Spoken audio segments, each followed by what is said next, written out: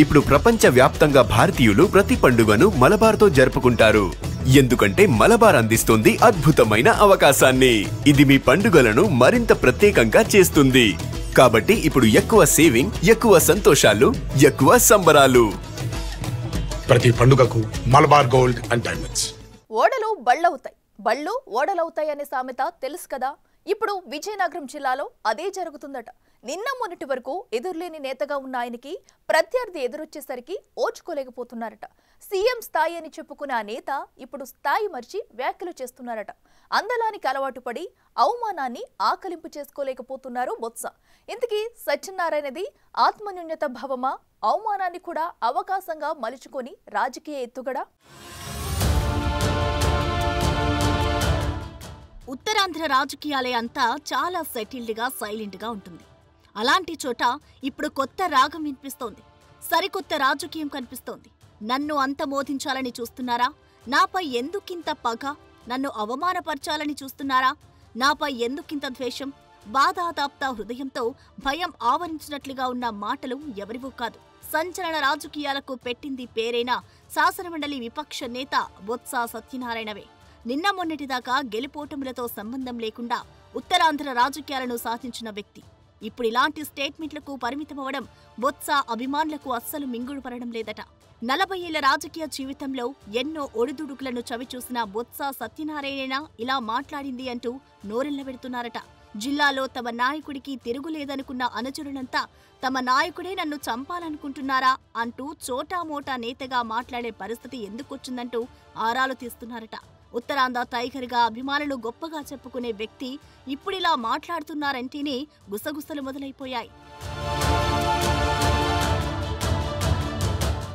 బొత్స సత్యనారాయణది 40 ఏళ్ల రాజకీయ ప్రస్థానం. తన సుదీర్ఘ రాజకీయ ప్రయాణంలో డీసీసీబీ చైర్మన్గా, ఎంపీగా 3 సార్లు, ఎమ్మెల్యేగా, ప్రస్తుతం ఎమ్మెల్సీగా, శాసనమండలి విపక్ష నేతగా సుదీర్ఘ అనుభవం, రాజకీయ చతురత బొత్స సొంతం. పార్టీ ఏదైనా, ప్రభుత్వం ఎవరిదైనా పొలిటికల్ బాబ్ అనేలా ఉండేది ఆయన హవా. జిల్లాలో అశోక్ గజపతిరాజు పేరు తప్ప వేరే నాయకుడి పేరెత్తడం కూడా ఆయనకు తెలియదు. నా స్థాయి వేరు, ఈ చోటామోటా లీడర్లతో నాకేంటి అన్నట్లుగా ఉండేది బొత్స స్టైల్. కానీ పైడితల్లి సినిమానోత్సవం వేదికగా తన అనుభవాన్ని మరిచి వ్యవహరించిన తీరే ఇప్పుడు చర్చకు దారితీసింది. ఆయన ఆత్మన్యూన్యత భావంతో ఉన్నారా అంటే విజయనగరం జిల్లాలో సమాధానం అవుననే వినిపిస్తోంది. చిన్న ఇష్యూలో తన డిగ్నిటీని మరిచారనే గుసగుసలు వినిపిస్తున్నాయి. పంతానికి పోయి తన కొడుకు వయసున్న కిమిడి నాగార్జున చేతిలో అభాసుపాలు అయ్యారని విమర్శలు మూటగట్టుకున్నారు. అయితే కిమిడి నాగార్జున కూడా బొత్స సీనియారిటీకి గౌరవమిస్తే బాగుండేదన్న వాదనలు వినిపిస్తున్నప్పటికీ బొత్స కలలో కూడా ఊహించని డ్యామేజ్ జరిగిపోయింది. తనకు తిరుగులేదనుకున్న విజయనగరం గడ్డపై ఓ జూనియర్ ఇలా తిరగబడతాడని బహుశా బొత్స ఊహించనే ఉండకపోవచ్చు. గోటితో పోయేదానిని గొడ్డలిదాకా తెచ్చుకున్నారనే వాళ్ళు ఉన్నారు. ఏ వేదికపైనైతే తన రాజకీయ ప్రస్థానాన్ని ప్రారంభించి ఉమ్మడి రాష్ట్ర పీసీసీ అధ్యక్ష పదవి దాకా వెళ్లారో అదే వేదికపై అవమానానికి గురవడాన్ని బొత్స జీర్ణించుకోలేకపోతున్నారట. అయితే బొత్స మీడియా వేదికగా చేసిన సెన్సేషనల్ కామెంట్స్ ఊరికే చేయలేదనే చర్చ కూడా సాగుతోంది. జిల్లాలో సెంటిమెంట్ రగిల్చే ప్రయత్నాలు చేస్తున్నారట.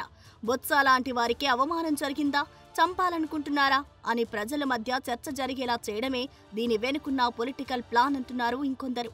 బొత్స ఏం చేసినా అందులో రాజకీయ ప్రయోజనం ఖచ్చితంగా ఉంటుందనేవారు లేకపోలేదు. ఇప్పుడున్న పరిస్థితుల్లో పతనావస్థలో ఉన్న వైసీపీని పైకి తీసుకురావాలంటే దొరికిన ఏ ఒక్క అవకాశాన్ని వదులుకోకూడదన్న ప్లాన్ కూడా అయ్యుండొచ్చనే చర్చ జరుగుతోంది.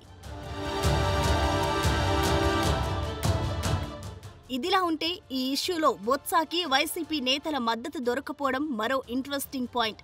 ఒక్క మేనల్లుడు చిన్న శ్రీను తప్ప ఏ ఒక్క మాజీ ఎమ్మెల్యే కూడా నోరు విప్పలేదు.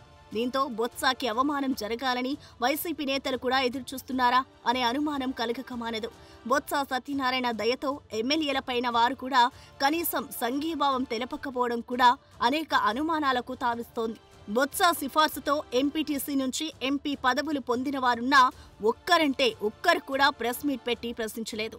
విశాఖ నుంచి విజయనగరం రాగానే బొత్సాని చుట్టుముట్టిన నాయకులు సైతం ఎక్కడా ఈ విషయంపై స్పందించలేదు.